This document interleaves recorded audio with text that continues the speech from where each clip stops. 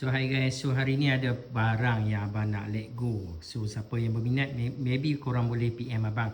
Iaitu abang punya Hero 9, GoPro Hero 9. Memang cantik, memang tak ada masalah apa. Yang ni tempered glass dia guys. Ni semua pasang tempered glass, belakang pun pasang tempered glass untuk protector. Jarang pakai sebab abang jarang buat motovlog.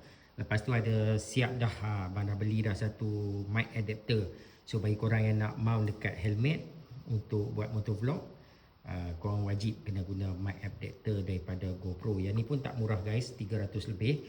Lepas tu ada satu casing, ada mic boya. Kalau yang mana nak buat vlog tu terus boleh buat vlog.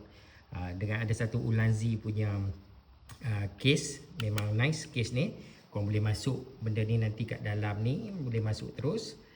So dia mount cantik lah kat situ. Lepas tu ada satu tripod original. Yang ni pun harga dia dekat RM200. So semua barang ni abang nak let go pada satu harga je guys. Kalau korang berminat, korang boleh PM abang.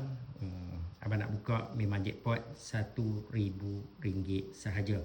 So siapa yang nak boleh PM abang cepat ataupun DM abang untuk dapatkan GoPro Hero 9 yang abang pakai ni lah. Okay, so kalau berminat cepat-cepat PM. Okay, first come first serve guys.